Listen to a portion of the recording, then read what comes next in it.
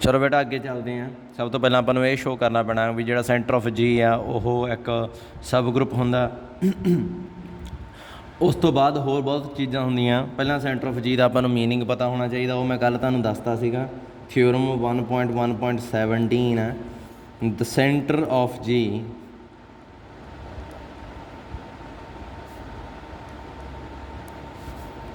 Of a group G is a subgroup of G. Proof centre of G subgroup show करना। Centre of G की definition है जी वो तुहानूं पता होनी चाहिए है। लैट ये वो एलीमेंट है जी दे जेड़े जी दे हरेक एलीमेंट नाल कम्यूट करते हैं। ठीक है, स्पैशल जी है जोड़ा एलीमेंट थोड़ा जिहा स्पैशल है। एक्स जो मर्जी होवे उहदे नाल commute करूगा। So centre of G की गल की हुई है। किहड़ा एलीमेंट ये 100% हैगा? आइडेंटिटी। क्लीयरली आइडेंटिटी नूं एक्स दे इधर रख लो, एक्स नूं उधर कर दो, भावें आइडेंटिटी नूं उधर कर दो, एक्स कुछ चुन लो, जी च ये कंडीशन होल्ड होगी। आइडेंटिटी जी दे हरेक एलीमेंट नाल कम्यूट करूगी। ਇਹਦਾ मतलब आइडेंटिटी है जी ये सियाणी स्टूडेंट हो गई, ये सेंटर ऑफ जी चली गई तो नॉन एम्पटी हो गया सेंटर ऑफ जी। जी चो एलीमेंट लए आ सेंटर ऑफ जी च रखे आ, मतलब सेंटर ऑफ जी आ वो कंटेन किहदे च हुंदा? जी च। उस तो बाद आपां दो एलीमेंट ये चो लैणे आ G1 ते G2 सेंटर ऑफ जी चों। इत्थे एक्स वाई मैं तां नहीं जाणिया क्योंकि एक्स मैं इत्थे रख चुक्या होया पहलां ही। कोई प्रॉब्लम नहीं हुंदी पर तुहानूं समझना पऊगा इत्थों मिक्स ना कर दिओ। बस एक्स वाई लै सकदे हो, इस एक्स नाल ना प्रोडक्ट कर दिओ। ये ना होवे गां फिर x x is equal to x y लिखी चलो इत्थे, sorry y x is equal to x y लिखी चलो, इस एक्स नूं ही विच लियाई चलो। तां करके फिर मैं इत्थे जी लिया सीगा, सो G1 G2 लै लिया। प्रूव की करना? G1 G2 इनवर्स बिलोंग किनू करदा? Centre of ji. दैन ये चीज़ प्रूव करने वास्ते की करना पऊ? आ चीज़ पहला तो एलीमेंट आ जेडे वो ये सेंटर ऑफ जी च। ਇਹਦਾ मतलब की है कि G1 आ जेड़ा वो हरेक एक्स नाल कम्यूट करदा हो, G2 भी हरेक एक्स नाल कम्यूट करदा हो। ठीक है जी। तो आ चीज़ ये पहुँचाने लई की करना पऊ? मैनू प्रूव करना पऊ भी ये भी हरेक एक्स नाल कम्यूट करदा। सब तो पहला देखो इत्थे G2 इनवर्स तुरया फिरदा, सो इत्थे G2 इनवर्स अप्लाई करो। की आऊगा? G2 inverse x for each x belongs to G. हुण G2 इनवर्स उधर ले जाओ, x G2 inverse x for each x belongs to G. ठीक है जी। हुण आ देखो की हो गया, आ G2 नूं मैं उधर अप्लाई करता, इनू इधर लै गया सी, बाद इनू उधर लै गया सी, तो अपने कोले आ चीज़ अप्लाई हो गई। राजे इस चीज़ प्रॉब्लम नहीं आनी चाहिए। बच्चे कई बारी की करते हैं साइड नूं ध्यान च नहीं रखते अप्लाई करने वेले। जिवें आ रफ काम मैं करके दिखाउण लगा। हुण जे मान लो G2 इनवर्स इधरों अप्लाई करता, सॉरी इधरले पासों अप्लाई करता, तो की आऊगा? G2 इनवर्स फिर G2 x G2 inverse x G2 ये चीज़ आती है। जे मान लो हुण G2 है जिहड़ा हुण इधरले पासों अप्लाई करना पैना, क्यों? क्योंकि आ G2 नाल कट्टिया गया कि बच्चे x G2 inverse x G2 आ चीज़ बन गई। हुण आ G2 आपां नहीं चाहुंदे, सो ਇਹਦਾ मतलब इधरों इनवर्स अप्लाई करना पैना। की आऊगा? एक्स। जे मान लो फिर उधर ही G2 इनवर्स मूहरे ही अप्लाई करता तुसीं, G2 इनवर्स एक्स बन जूगा। इधर की बन जूगा?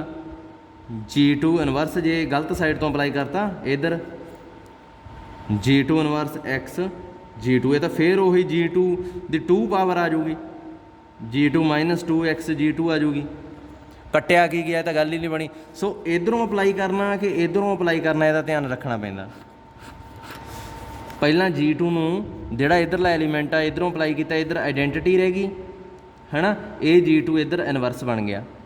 ਫਿਰ ਆ ਜਿਹੜਾ ਮੂਹਰੇ ਬਚਿਆ ਹੋਇਆ ਇਹਨੂੰ ਉੱਧਰ ਲਿਜਾਣ ਵਾਸਤੇ ਮੂਹਰਿਓਂ ਅਪਲਾਈ ਕੀਤਾ, ਇੱਧਰ ਕੀ ਹੋਇਆ ਇੱਥੇ ਆਈਡੈਂਟਿਟੀ ਰਹਿ ਗਈ, ਇਹ ਉੱਧਰ ਜਾ ਕੇ ਮੂਹਰੇ ਇਨਵਰਸ ਲੱਗ ਗਿਆ। ਆਹ ਚੀਜ਼ ਆਪਣੇ ਕੋਲ ਆ ਗਈ। ਹੁਣ ਇਸ ਤੋਂ ਬਾਅਦ ਕੀ ਆ ਦੇਖੋ, G1 G2 ਇਨਵਰਸ ਦੇ ਪਿੱਛੇ ਜਿਵੇਂ x ਲਾਵਾਂ, ਅੱਗੇ ਐਸੋਸੀਏਟਿਵ ਪ੍ਰੋਪਰਟੀ ਨਾਲ G2 ਇਨਵਰਸ x ਇੱਦਾਂ ਲਿਖ ਸਕਦਾ, ਕੋਈ ਪ੍ਰੋਬਲਮ ਨਹੀਂ ਹੈ। G2 ਇਨਵਰਸ x ਆ ਜਿਹੜਾ ਇਹਦੇ ਬਰਾਬਰ ਹੋਊਗਾ, ਹਾਂ ਹੋਊਗਾ ਕਿ ਨਹੀਂ। ਅਤੇ ਉਸ ਤੋਂ ਬਾਅਦ Gx ਇਹਨੂੰ ਇਕੱਠਾ ਕਰ ਦਿਓ, G2 ਇਨਵਰਸ ਨੂੰ ਪਿੱਛੇ ਰੱਖ ਲਓ, ਕਰ ਸਕਦਾ ਇੱਦਾਂ ਮੈਂ। G1 x ਦੀ ਵੈਲਿਊ ਦੀ ਜਗ੍ਹਾ 'ਤੇ x G1 ਭਰ ਦਿਓ, ਭਰ ਸਕਦਾ ਕਿ ਨਹੀਂ, ਕੋਈ ਪ੍ਰੋਬਲਮ ਨਹੀਂ, ਭਰ ਸਕਦੇ ਹਾਂ। ਫਿਰ x ਨੂੰ ਬਾਹਰ ਕੱਢ ਦਿਓ, G1 G2 ਇਨਵਰਸ ਲਿਖ ਲਓ, G1 G2 inverse x G1 G2 inverse. ਆਹ ਦੇਖੋ ਇਹ ਮੂਹਰੇ ਲਿਖਿਆ ਸੀ ਐਲੀਮੈਂਟ, ਇਹ ਪਿੱਛੇ ਚਲਾ ਗਿਆ, x ਨਾਲ ਕਮਿਊਟ ਕਰ ਗਿਆ। x ਕੀ ਹੈ, for each x belongs to G, ਇਹਦਾ ਮਤਲਬ ਹਰੇਕ x ਨਾਲ ਆਹ ਐਲੀਮੈਂਟ ਕਮਿਊਟ ਕਰੀ ਜਾਂਦਾ, ਇਹਦਾ ਮਤਲਬ ਇਹ ਐਲੀਮੈਂਟ ਕਿਹਨੂੰ ਬਿਲੋਂਗ ਕਰੂਗਾ, ਸੈਂਟਰ ਆਫ G ਨੂੰ। ਸੋ ਪ੍ਰੂਵ ਹੋ ਗਿਆ। This implies G1 G2 inverse belongs to centre of G।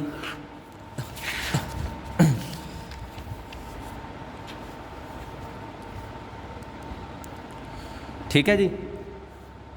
ਉਸ ਤੋਂ ਬਾਅਦ ਹਾਂ ਅਗਲਾ ਰਿਮਾਰਕ ਇੰਪੋਰਟੈਂਟ ਬਹੁਤ ਆ, ਕਰ ਹੀ ਲੈਂਦੇ ਹਾਂ। ਰਿਮਾਰਕ G is an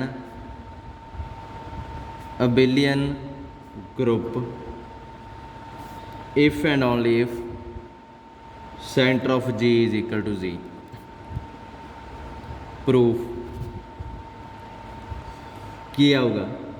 ਸਭ ਤੋਂ ਪਹਿਲਾਂ ਕਹਿੰਦਾ G ਅਬੀਲੀਅਨ ਹੁੰਦਾ ਜੇ G ਪੂਰੇ ਦਾ ਪੂਰੇ ਸੈਂਟਰ ਦੇ ਬਰਾਬਰ ਹੋ ਜਾਏ। ਰਾਜੇ ਮੈਂ ਇਹਦੇ ਬਾਰੇ ਤੁਹਾਨੂੰ ਪਹਿਲਾਂ ਹੀ ਦੱਸ ਚੁੱਕਿਆ ਕਿ ਇਹ G ਦੇ ਅੰਦਰ ਓਬਵੀਅਸਲੀ ਸਬ ਗਰੁੱਪ ਆ। ਹੁਣੇ ਆਪਾਂ ਪ੍ਰੂਵ ਕੀਤਾ centre of G sub group ਹੁੰਦਾ। ਮੈਂ ਤੁਹਾਨੂੰ ਕੱਲ੍ਹ ਹੀ ਕਿਹਾ ਸੀ ਕਿ G ਦੇ ਹਰੇਕ ਗਰੁੱਪ ਦੇ ਅੰਦਰ ਕੁਛ ਨਾ ਕੁਛ ਪਾਰਟ ਆ ਜਿਹੜਾ ਉਹ ਅਬੀਲੀਅਨ ਹੁੰਦਾ ਹੀ ਹੁੰਦਾ। ਠੀਕ ਹੈ ਨਾ। ਸੋ ਸੈਂਟਰ ਆਫ G ਆ ਜਿਹੜਾ ਉਹ ਕੀ ਹੈ, ਇਹਦੇ ਅੰਦਰ ਆ। ਜੇ ਮੰਨ ਲਓ ਇਹ ਅਬੀਲੀਅਨ ਵਾਲਾ ਪਾਰਟ ਹੁੰਦਾ, ਉਹਨੂੰ ਕਹਿੰਦੇ ਆ, ਇਹਨੂੰ ਮੈਂ ਇੱਦਾਂ ਲਿਖ ਦਿੰਦਾ, ਲਓ ਅਬੀਲੀਅਨ ਪਾਰਟ ਆਫ G ਦਾ ਅਬੀਲੀਅਨ ਪਾਰਟ ਹੁੰਦਾ ਇਹ। ਉਹਨਾਂ ਪੋਰਸ਼ਨ ਅਬੀਲੀਅਨ ਹੁੰਦਾ, ਉਹਨੇ ਪੋਰਸ਼ਨ 'ਚ ਕਮੂਟੇਟਿਵ ਪ੍ਰੋਪਰਟੀ ਹੋਲਡ ਹੁੰਦੀ ਹੈ। ਜੇ ਮੰਨ ਲਓ ਅਬੀਲੀਅਨ ਪਾਰਟ ਪੂਰੇ ਗਰੁੱਪ ਦੇ ਬਰਾਬਰ ਹੋ ਗਿਆ, ਇਹਦਾ ਮਤਲਬ ਉਹਨੇ ਪੋਰਸ਼ਨ 'ਚ ਅਬੀਲੀਅਨ ਕਮੂਟੇਟਿਵ ਅਬੀਲੀਅਨ ਵਾਲੀ ਪ੍ਰੋਪਰਟੀ ਹੋਲਡ ਹੁੰਦੀ ਹੈ। ਇਹਦਾ ਮਤਲਬ ਸਾਰੇ G ਅਬੀਲੀਅਨ ਵਾਲੀ ਪ੍ਰੋਪਰਟੀ ਹੋਲਡ ਹੋਣ ਲੱਗ ਗਈ, ਇਹਦਾ ਮਤਲਬ G ਪੂਰੇ ਦਾ ਪੂਰਾ ਅਬੀਲੀਅਨ ਹੋ ਗਿਆ। ਲੌਜਿਕ ਤਾਂ ਇੰਨਾ ਕੀ ਬਣਦਾ, ਇਹ ਤਾਂ ਸਿੱਧਾ ਜਿਹਾ ਰਿਜ਼ਲਟ ਸੀ, ਪਰ ਇਹਨੂੰ ਪ੍ਰੂਫ ਕਰਨਾ ਥੋੜ੍ਹਾ ਜਿਹਾ ਲੰਮਾ ਚੌੜਾ ਕੰਮ ਆ। ਕੱਲ੍ਹ ਆਪਾਂ ਇੱਕ ਦੋ ਚੀਜ਼ਾਂ ਡਿਸਕਸ ਕੀਤੀਆਂ ਸੀ ਕਿ H ਆਈਡੈਂਟਿਟੀ ਅਤੇ H G ਆ ਜਿਹੜਾ ਇਹ ਹਮੇਸ਼ਾ ਹੀ ਸਬ ਗਰੁੱਪ ਹੁੰਦੇ ਆ G ਦੇ। ਇਹਨਾਂ ਨੂੰ ਇੰਪਰੋਪਰ ਸਬ ਗਰੁੱਪ ਕਿਹਾ ਜਾਂਦਾ। ਇਹਨਾਂ ਦੋਹਾਂ ਤੋਂ ਇਲਾਵਾ ਨਾ H ਜਦੋਂ G ਵੀ ਨਹੀਂ ਹੈਗਾ ਅਤੇ ਆਈਡੈਂਟਿਟੀ ਵੀ ਨਹੀਂ ਹੈਗਾ, ਇਹਨਾਂ ਦੋਹਾਂ ਤੋਂ ਇਲਾਵਾ ਕੁਛ ਹੈ ਤਾਂ H ਨੂੰ ਕੀ ਕਹਿੰਦੇ ਆ, H is proper sub group. ਫਿਰ ਇਹਨੂੰ ਪ੍ਰੋਪਰ ਸਬ ਗਰੁੱਪ ਕਹਿੰਦੇ ਆ। ਇਹ ਇੰਪਰੋਪਰ ਹੁੰਦੇ ਆ ਦੋਵੇਂ, ਫਿਰ ਇਹ ਪ੍ਰੋਪਰ। ਮੈਂ ਤੁਹਾਨੂੰ ਇਹ ਕੱਲ੍ਹ ਤਾਂ ਐਗਜ਼ਾਮਪਲ ਦਿੱਤੀ ਸੀ, ਮੈਂ ਤੁਹਾਨੂੰ ਇਹ ਸਮਝਾਉਣਾ ਚਾਹੁੰਦਾ ਸੀ ਕਿ ਹਰੇਕ ਗਰੁੱਪ ਦੇ ਅੰਦਰ ਕੁਛ ਨਾ ਕੁਛ ਅਬੀਲੀਅਨ ਵਾਲਾ ਪਾਰਟ ਹੁੰਦਾ ਹੀ ਹੁੰਦਾ।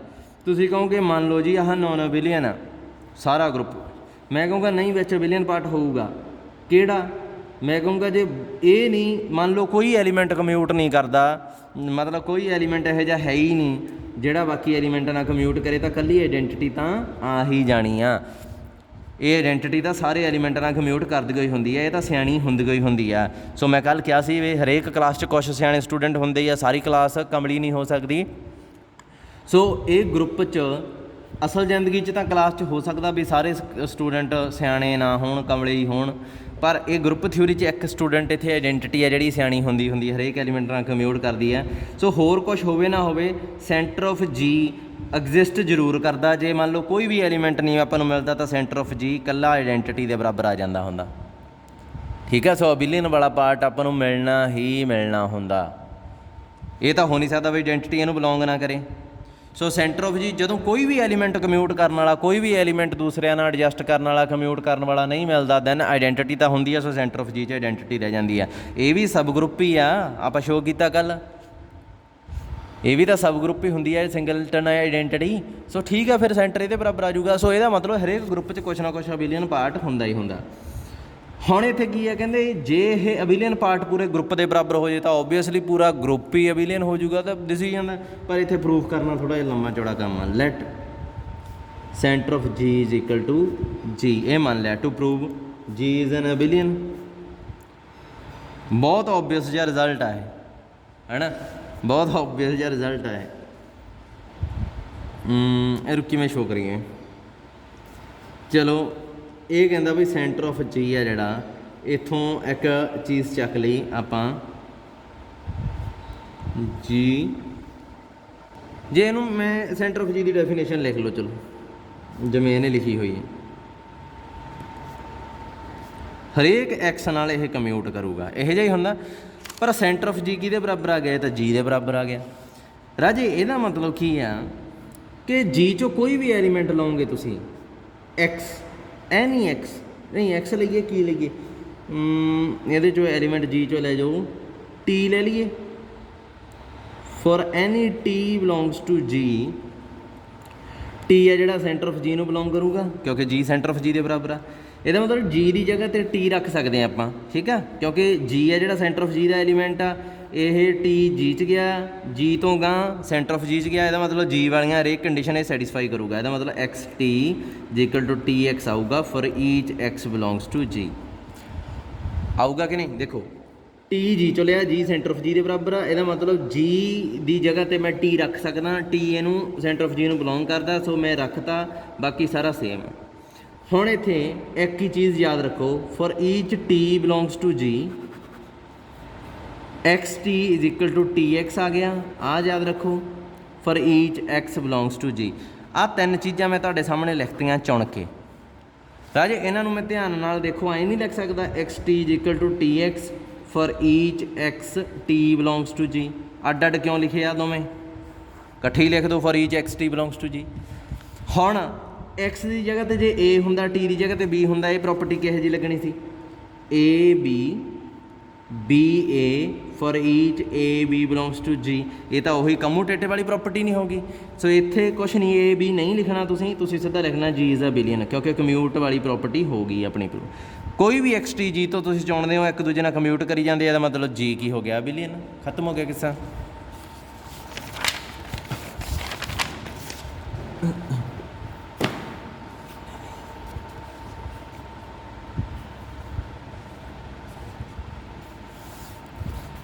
ਉਸ ਤੋਂ ਬਾਅਦ ਜੀ ਐਬਿਲੀਅਨ ਹੋ ਗਿਆ।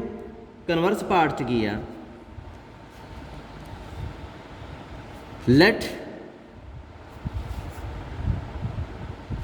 ਲੈਟ ਜੀ ਬੀ ਅਬਿਲੀਅਨ ਗਰੁੱਪ। ਮੰਨ ਲਓ ਜੀ ਅਬਿਲੀਅਨ, ਇਹਦਾ ਮਤਲਬ ਕੀ ਹੈ, for each x y is equal to y x ਹੋਊਗਾ। ਨਹੀਂ, ਐਕਸ ਵਾਈ ਵਾਈ ਐਕਸ ਦੇ ਬਰਾਬਰ ਹੋਊਗਾ। ਕੋਈ ਵੀ ਐਕਸ ਵਾਈ ਚੁਣ ਲਓ ਜੀ ਚੋਂ। ਅਬਿਲੀਅਨ ਦੀ ਪ੍ਰੋਪਰਟੀ ਇਹ ਆ ਵੀ ਐਲੀਮੈਂਟ ਇੱਕ ਦੂਜੇ ਨਾਲ ਕਮਿਊਟ ਕਰਦੇ ਆ। ਆਪਾਂ ਪ੍ਰੂਵ ਕੀ ਕਰਨਾ, ਸੈਂਟਰ ਆਫ ਜੀ ਦੇ ਬਰਾਬਰ। ਇੱਕ ਚੀਜ਼ ਤਾਂ ਮੈਨੂੰ ਪਤਾ ਕਲੀਅਰਲੀ ਵੀ ਸੈਂਟਰ ਆਫ ਜੀ ਦਾ ਸਬਸੈਟ ਹੁੰਦਾ, ਕਿਉਂਕਿ ਇਹਦਾ ਸਬ ਗਰੁੱਪ ਹੁੰਦਾ, ਸਬਸੈਟ ਤਾਂ ਹੋਊਗਾ ਹੀ। ਇਹਨੂੰ ਲਿਖ ਲਓ 1। ਹੁਣ ਨਾਓ ਵੀ ਹੈਵ ਟੂ ਪ੍ਰੂਵ, ਇੱਕ ਹੀ ਚੀਜ਼ ਪ੍ਰੂਵ ਕਰਨ ਵਾਲੀ ਰਹਿ ਗਈ ਕਿ ਜਿਹੜਾ ਜੀ ਆ ਨਾ ਉਹ ਸੈਂਟਰ ਆਫ ਜੀ 'ਚ ਕੰਟੇਨ ਕਰਦਾ। ਇਹ ਚੀਜ਼ ਹਮੇਸ਼ਾ ਨਹੀਂ ਹੁੰਦੀ, ਸੈਂਟਰ ਆਫ ਜੀ ਤਾਂ ਜੀ 'ਚ ਕੰਟੇਨ ਕਰਦਾ ਹੀ ਹੁੰਦਾ। ਜੀ ਆ ਜਿਹੜਾ ਨਾ ਉਹਦੇ 'ਚ ਕਰਜੇ ਕੰਟੇਨ ਜ਼ਰੂਰੀ ਨਹੀਂ ਹੈ ਸੈਂਟਰ ਆਫ ਜੀ 'ਚ। ਸੋ ਇਹ ਪ੍ਰੂਵ ਕਰਨ ਵਾਸਤੇ ਮੈਂ ਕੀ ਲਿਆ, ਐਕਸ ਲਿਆ ਜੀ 'ਚੋਂ, ਸੈਂਟਰ ਆਫ ਜੀ 'ਚ ਮੈਂ ਪਹੁੰਚਦਾ ਕਰ ਦੂੰਗਾ। ਦੇਖੋ ਇਹ ਐਕਸ ਆ, ਕਿਸੇ ਵੀ ਐਲੀਮੈਂਟ ਨਾਲ ਐਂ ਕਰੋ, ਜੀ 'ਚੋਂ ਨਾ ਸਮੋਲ ਜੀ ਲਓ, ਸਮੋਲ ਜੀ ਲੈ ਲਿਆ। ਇਹ ਜੀ ਕਿਉਂਕਿ ਜੀ ਅਬਿਲੀਅਨ ਆ, ਇਹ ਗਰੁੱਪ ਅਬਿਲੀਅਨ ਆ, ਇਹ ਸਮੋਲ ਜੀ ਕੀ ਕਰੂਗਾ, ਹਰੇਕ ਐਕਸ ਨਾਲ ਕਮਿਊਟ ਕਰੂਗਾ। ਜੀ 'ਚੋਂ ਕੋਈ ਵੀ ਐਲੀਮੈਂਟ ਲੈ ਲਓ, ਕਿਉਂ ਕਰੂਗਾ ਇਹ, ਕਿਉਂਕਿ ਜੀ ਅਬਿਲੀਅਨ। ਜਦੋਂ ਜੀ ਅਬਿਲੀਅਨ ਹੋ ਗਿਆ ਤਾਂ ਇਹਦੇ 'ਚ ਕੋਈ ਐਲੀਮੈਂਟ ਲਊਂਗਾ ਤਾਂ ਉਹ ਹਰੇਕ ਐਕਸ ਨਾਲ ਕਮਿਊਟ ਕਰੂਗਾ, ਇਹ ਤਾਂ ਮੈਨੂੰ ਪਤਾ ਹੀ ਹੈ। ਹੁਣ ਦੇਖੋ ਆਹ ਕੰਡੀਸ਼ਨ ਕਿਹਦੀ ਸੀਗੀ, ਗਰੁੱਪ ਦੇਖੋ ਸੈਂਟਰ ਆਫ ਜੀ ਲਿਖਿਆ ਹੋਇਆ, ਜਿੱਥੇ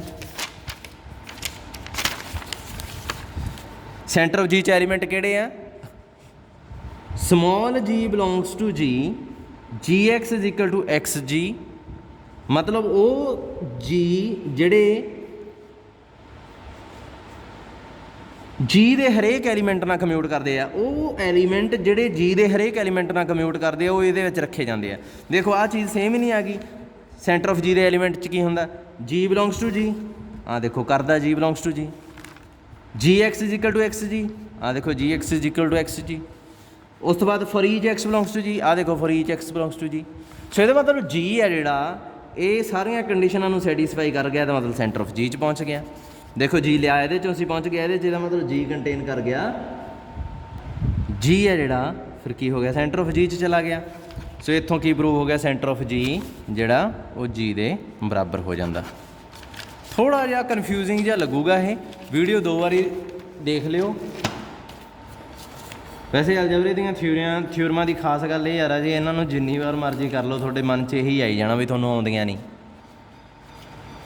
ਨੋਰਮਲਾਈਜ਼ਰ ਆਫ ਏ ਨਵਾਂ ਸੈੱਟ ਆ ਗਿਆ ਇਹ ਬੜਾ ਵਧੀਆ ਸੈੱਟ ਆ, ਇਹ ਕਨਫਿਊਜ਼ ਵੀ ਕਰਦਾ ਪਰ ਇੰਟਰਸਟਿੰਗ ਆ। ਦੇਖੋ ਕਿਵੇਂ ਇਹਦੇ 'ਚ ਉਹ ਐਲੀਮੈਂਟ ਰੱਖੇ ਜਾਂਦੇ ਆ ਨੋਰਮਲਾਈਜ਼ਰ ਆਫ ਏ 'ਚ,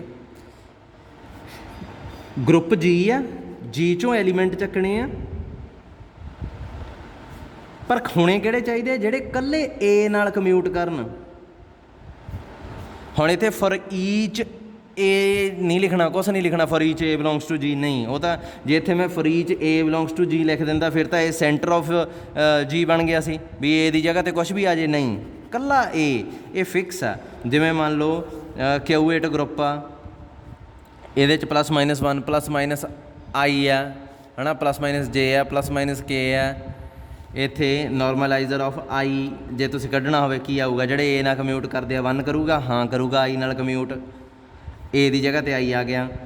-1 ਕਰੂਗਾ 100%, ਆਈ ਨਾਲ ਆਈ ਖੁਦ ਕਰਦਾ ਵਾ, -i ਨੂੰ ਅੱਗੇ ਕਰ ਲਓ ਆਈ ਦੇ, ਚਾਹੇ ਪਿੱਛੇ ਕਰ ਲਓ, ਆਨਸਰ ਵੁੱਡ ਵੀ ਸੇਮ।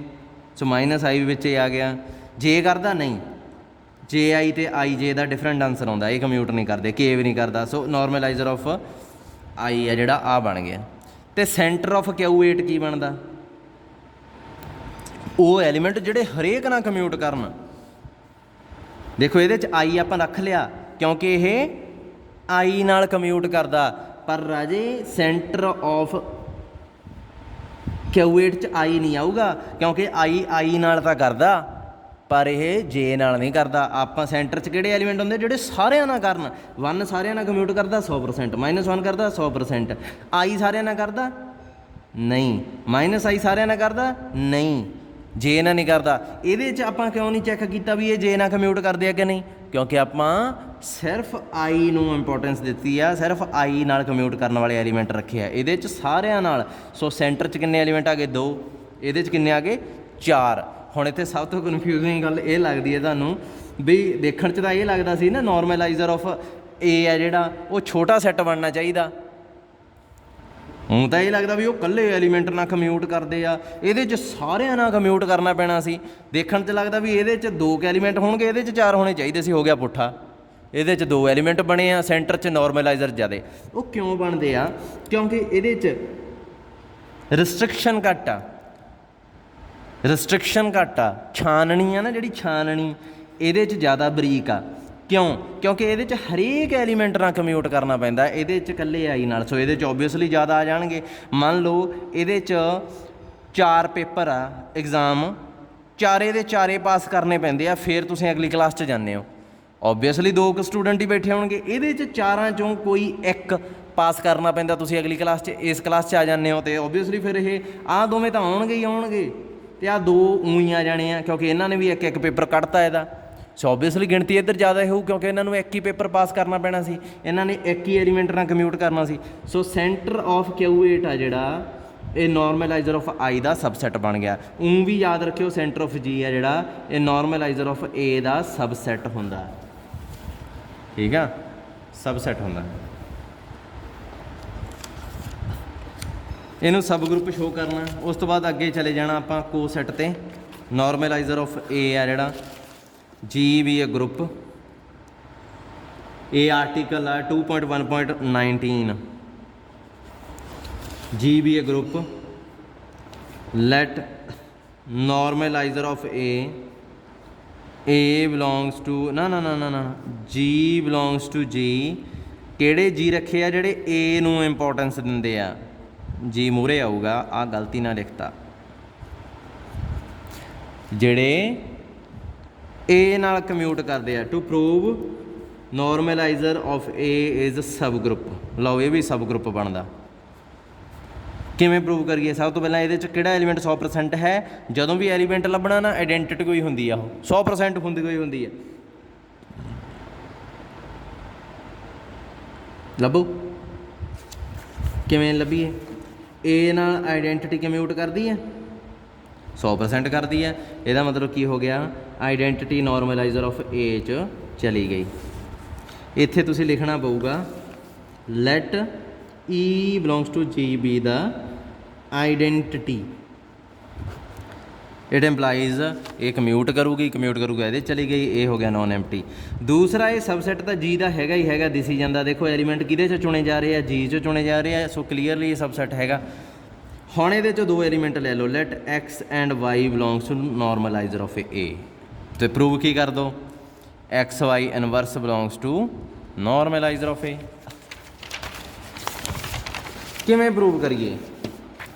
ਜਦੋਂ X ਅਤੇ Y, now X and Y belongs to normaliser of A, ਇਹਦਾ ਮਤਲਬ ਇਹ X ਅਤੇ Y ਕੀ ਕਰਦੇ ਹੋਣਗੇ? A ਨਾਲ ਕਮਿਊਟ ਕਰਦੇ ਹੋਣਗੇ ਨਾ। ਪ੍ਰੂਵ ਕੀ ਕਰਨਾ? X Y inverse belongs to normaliser of A, ਮਤਲਬ ਇਸ ਐਲੀਮੈਂਟ ਨੂੰ A ਨਾਲ ਕਮਿਊਟ ਕਰਵਾ ਕੇ ਦਿਖਾਉਣਾ। ਸੌਖਾ ਜਿਹਾ ਰਿਜ਼ਲਟ ਆ। Y ਇਨਵਰਸ ਲਿਖਿਆ, ਇੱਧਰ ਕੀ ਕਰੋਗੇ? Y ਇਨਵਰਸ ਦੋਨੇ ਪਾਸੇ ਅਪਲਾਈ ਕਰ ਦਿਓ। ਹੁਣ ਦੇਖੋ ਕਿਹੜੀ ਸਾਈਡ ਮੈਂ ਅਪਲਾਈ ਕੀਤਾ ਤਾਂ ਕਿ ਆਹ Y ਇਹਦੇ ਨਾਲ ਕੱਟੀ ਜਾਵੇ। ਕੀ ਬਚਿਆ ਆਪਣੇ ਕੋਲੇ? Y ਇਨਵਰਸ A ਬਚ ਗਿਆ। ਹੁਣ ਇੱਧਰਲੇ ਪਾਸੋਂ Y ਇਨਵਰਸ ਅਪਲਾਈ ਕਰੋ, Y inverse Y inverse A, ਦੋਵੇਂ ਪਾਸੇ Y ਇਨਵਰਸ ਲਾਤਾ। ਇਹਦੇ ਕੀ ਹੋਊਗਾ ਫਿਰ? ਇਹਦੇ ਨਾਲ ਇਹ ਕੱਟਿਆ ਜਾਊਗਾ। ਕੀ ਬਚ ਗਿਆ? Y ਇਨਵਰਸ A, ਆਹ ਚੀਜ਼ ਲਿਆਉਣ ਵਾਸਤੇ। ਸੋ ਉੱਧਰੋਂ ਅਪਲਾਈ ਕਰਨਾ ਅਤੇ ਉੱਧਰੋਂ ਅਪਲਾਈ ਕਰਨਾ, ਇਹ ਧਿਆਨ ਰੱਖਣਾ। ਫਿਰ ਹੁਣ X Y ਇਨਵਰਸ ਦੇ ਨਾਲ ਇੱਥੇ ਮੈਂ A ਲਾ ਲਿਆ, X Y ਇਨਵਰਸ A ਆ ਜਾਊਗਾ। ਫਿਰ X Y ਇਨਵਰਸ A ਆ ਗਿਆ। ਨਹੀਂ ਗਲਤ ਹੋ ਗਿਆ। ਅਗਲੇ ਸਟੈਪ 'ਚ ਦੇਖੋ ਆ ਇੱਧਰ ਲਿਖ ਲਿਆ, ਇਹਨੂੰ ਦੂਜੇ ਪਾਸੇ A ਦੇ ਲੈ ਕੇ ਜਾਣਾ। ਸੋ ਇੱਥੇ Y ਇਨਵਰਸ A ਲਿਖ ਲਿਆ, X ਬ੍ਰੈਕਟ 'ਚ Y inverse A the value ਕੱਢੋ, ਆ ਪਈ A Y ਇਨਵਰਸ, ਠੀਕ ਹੈ। A Y ਇਨਵਰਸ ਆ ਗਿਆ, X A Y ਇਨਵਰਸ ਆ ਜਾਊਗਾ ਨਾ। ਐਸੋਸੀਏਟਿਵ ਪ੍ਰੋਪਰਟੀ ਨਾਲ X A ਨੂੰ ਇਕੱਠਾ ਕਰਤਾ। ਅਗਲੇ ਸਟੈਪ 'ਚ X A ਦੀ ਜਗ੍ਹਾ 'ਤੇ AX A ਆ ਜਾਊਗਾ। ਫਿਰ X Y ਇਨਵਰਸ ਆ ਜਾਊਗਾ, ਮਤਲਬ ਬ੍ਰੈਕਟ ਪਿੱਛੇ ਲੈ ਗਏ। X A ਦੀ ਜਗ੍ਹਾ AX ਲਿਖਤਾ, A ਨੂੰ ਬਾਹਰ ਕੱਢ ਲਿਆ, X Y ਇਨਵਰਸ। ਹੁਣ ਧਿਆਨ ਨਾਲ ਦੇਖੋ ਚੱਲੇ ਕਿੱਥੋਂ ਸੀ? X Y ਇਨਵਰਸ A ਇੱਧਰ ਪਿਆ ਸੀ, ਪਹੁੰਚ ਕਿੱਧਰ ਗਏ? ਇੱਧਰ। ਸੋ ਇਹਦਾ ਮਤਲਬ A ਦੋਵੇਂ ਪਾਸੇ ਘੁੰਮ ਗਿਆ। ਇਹਦਾ ਮਤਲਬ X Y ਇਨਵਰਸ ਆ ਜਿਹੜਾ ਕਮਿਊਟ ਕਰ ਗਿਆ A ਨਾਲ, ਸੋ ਇਹ ਬਿਲੋਂਗ ਕਰ ਗਿਆ ਨੋਰਮਲਾਈਜ਼ਰ ਆਫ A ਨਾਲ। ਸੋ ਇਹਦਾ ਮਤਲਬ ਇਹ ਕੀ ਹੋ ਗਿਆ? ਸਬ ਗਰੁੱਪ। ਦੂਸਰੀ ਚੀਜ਼ ਕੀ ਆ? ਆਪਾਂ ਪ੍ਰੂਵ ਕਰਨਾ, ਇਹ ਐਕਸਟਰਾ ਹੀ ਦਿੱਤਾ ਹੋਇਆ ਸੈਕੰਡ ਪਾਰਟ, ਕਿ centre of G normaliser of A 'ਚ ਹਮੇਸ਼ਾ ਕੰਟੇਨ ਕਰਦਾ। ਇਹ ਆਪਾਂ ਉੱਪਰ ਮੈਂ ਐਗਜ਼ਾਮਪਲ 'ਚ ਤੁਹਾਨੂੰ ਦਿਖਾ ਚੁੱਕੇ ਹਾਂ। ਇਹਦੇ 'ਚ ਕੋਈ ਐਲੀਮੈਂਟ ਲੈ ਲਓ, X ਲੈ ਲਓ। X ਕੀ ਕਰੂਗਾ? G ਦੇ ਹਰੇਕ ਐਲੀਮੈਂਟ ਨਾਲ ਕਮਿਊਟ ਕਰੂਗਾ। G ਦਾ ਕੋਈ ਐਲੀਮੈਂਟ ਲਓ, T, for each T belongs to G, ਕਰੂਗਾ ਹੀ ਨਾ, 100% ਕਰੂਗਾ, ਸ਼ੱਕ ਹੀ ਨਹੀਂ ਕੋਈ, ਕਿਉਂਕਿ ਸੈਂਟਰ 'ਚ ਤਾਂ ਹੀ ਗਿਆ। ਇਹ ਸੈਂਟਰ 'ਚ ਐਲੀਮੈਂਟ ਹੀ ਉਹ ਆ ਜਿਹੜੇ G ਦੇ ਹਰੇਕ ਐਲੀਮੈਂਟ ਨਾਲ ਕਮਿਊਟ ਕਰਨ। ਸੋ ਜੇ G ਦੇ ਹਰੇਕ ਐਲੀਮੈਂਟ ਨਾਲ ਕਮਿਊਟ ਕਰੂਗਾ ਤਾਂ A ਵੀ ਤਾਂ G ਦਾ ਐਲੀਮੈਂਟ ਹੀ ਆ। As A belongs to G, ਤਾਂ T ਦੀ ਜਗ੍ਹਾ 'ਤੇ ਮੈਂ A ਵੀ ਰੱਖ ਸਕਦਾ। T ਦੀ ਜਗ੍ਹਾ 'ਤੇ A ਰੱਖ ਦਿਓ। ਦੇਖੋ X ਤਾਂ ਹੁਣ ਫਿਰ A ਨਾਲ ਵੀ ਕਮਿਊਟ ਕਰਨ ਲੱਗ ਗਿਆ। ਇਹਦਾ ਮਤਲਬ A ਨਾਲ ਕਮਿਊਟ ਕਰਨ ਵਾਲੇ ਐਲੀਮੈਂਟ ਕਿਹਦੇ 'ਚ ਜਾਂਦੇ ਆ? ਤਾਂ ਨੋਰਮਲਾਈਜ਼ਰ ਆਫ A 'ਚ ਜਾਂਦੇ ਆ। ਦੇਖੋ ਚੱਕਿਆ ਸੈਂਟਰ 'ਚੋਂ ਸੀ, ਪਹੁੰਚਿਆ ਨੋਰਮਲਾਈਜ਼ਰ 'ਚ। ਸੋ ਸੈਂਟਰ ਆਫ G ਕੰਟੇਨ ਕਿਹਦੇ 'ਚ ਕਰ ਗਿਆ? ਨੋਰਮਲਾਈਜ਼ਰ ਆਫ A 'ਚ। ਸੋ ਸੈਕਿੰਡ ਪਾਰਟ ਹੋ ਗਿਆ ਤੁਹਾਡਾ। ਉਸ ਤੋਂ ਬਾਅਦ ਥੋੜ੍ਹੇ ਜਿਹੇ ਐਗਜ਼ਾਮਪਲਾਂ ਇਹ ਆਪ ਦੇਖ ਲਿਓ, ਮੈਨੂੰ ਆਰਡੀਨਰੀ ਜਿਹੀਆਂ ਲੱਗਦੀਆਂ, ਕੋਈ ਐਡਾ ਕਰ ਜ਼ਰੂਰ ਲਿਓ, ਪਰ ਮੈਂ ਇਹਨਾਂ 'ਤੇ ਟਾਈਮ ਨਹੀਂ ਲਾ ਸਕਦਾ। ਫਿਰ ਆਪਣੇ ਕੋਲੇ ਸਿਲੇਬਸ ਫਿਰ ਪ੍ਰੋਬਿਲਟੀ ਦਾ ਅੜ ਜਾਣਾ ਵਾ। ਐਗਜ਼ਾਮਪਲਸ ਆ ਜਿਹੜੀਆਂ ਇਹ ਤੁਸੀਂ ਜ਼ਰੂਰ ਕਰਨੀਆਂ, ਸੋਲਵਡ ਪਾਰਟ ਸਾਰਾ ਕਰਨਾ। ਈਜ਼ੀ ਆ, ਐਗਜ਼ਾਮਪਲਾਂ 'ਚ ਕੁਛ ਹੈ ਨਹੀਂ ਐਡਾ ਖਾਸ। ਜੇ ਕੋਈ ਪ੍ਰੋਬਲਮ ਹੋਈ ਮੈਨੂੰ ਪੁੱਛ ਲਿਓ। ਮੈਂ ਅੱਗੇ ਚੱਲਿਆ ਕੋਸੈਟ 'ਤੇ। ਰਾਜੇ ਮੇਰਾ ਜ਼ਿਆਦਾ ਫੋਕਸ ਰਹੂਗਾ ਬਹੁਤ ਇੰਪੋਰਟੈਂਟ ਐਗਜ਼ਾਮਪਲਸ 'ਤੇ, ਥਿਊਰਮਾਂ 'ਤੇ ਅਤੇ ਐਕਸਰਸਾਈਜ਼ 'ਚ ਜਿਹੜੇ ਪੇਪਰਾਂ 'ਚ ਆਏ ਕੁਐਸਚਨ ਆ, ਠੀਕ ਆ।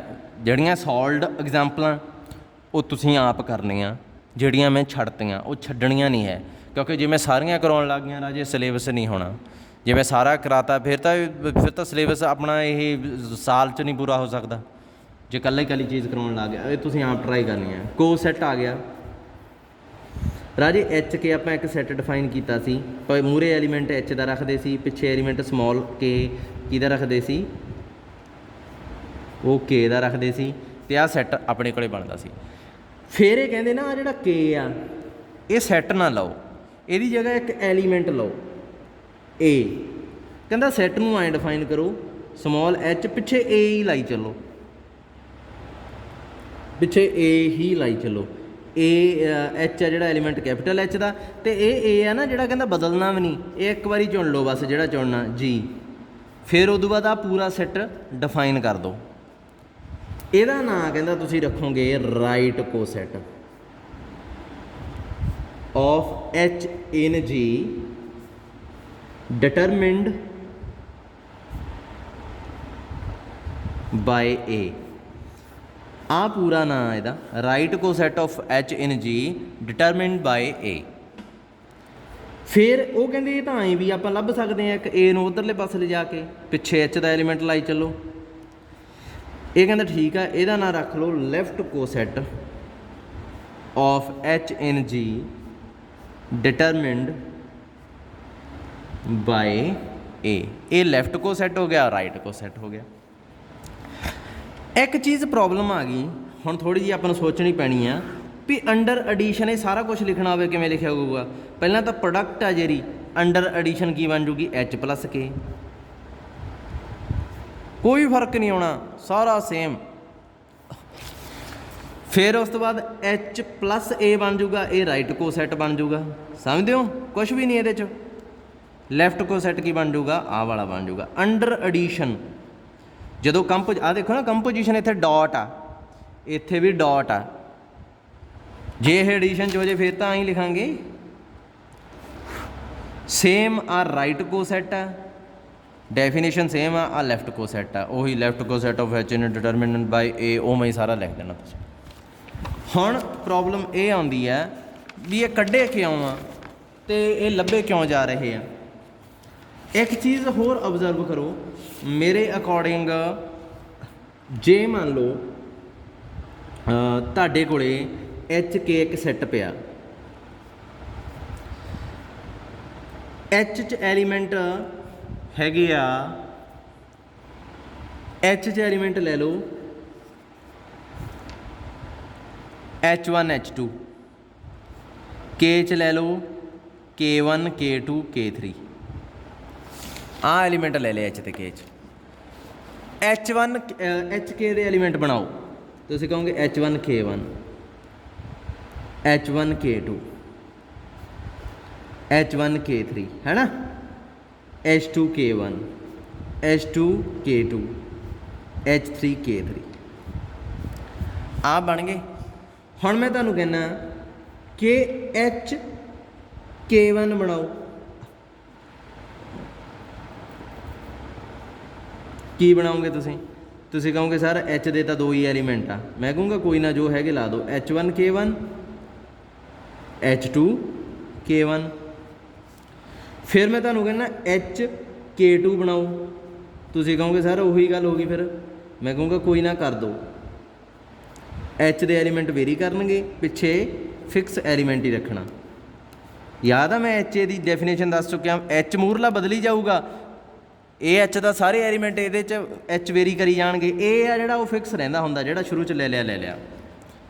ਫਿਰ ਐਚ K3 ਨਵਾਂ ਸੈੱਟ ਕੀ ਆਊਗਾ, H1 K3, H2 K3। ਹੁਣ ਮੈਂ ਇੱਥੋਂ ਤੁਹਾਨੂੰ ਸ਼ੋਅ ਕੀ ਕਰਨਾ ਚਾਹੁੰਦਾ, ਮੈਂ ਸ਼ੋਅ ਕਰਨਾ ਚਾਹੁੰਦਾ ਵੀ ਇਹਨਾਂ ਸਾਰਿਆਂ ਦੀ ਯੂਨੀਅਨ ਕਰੋ।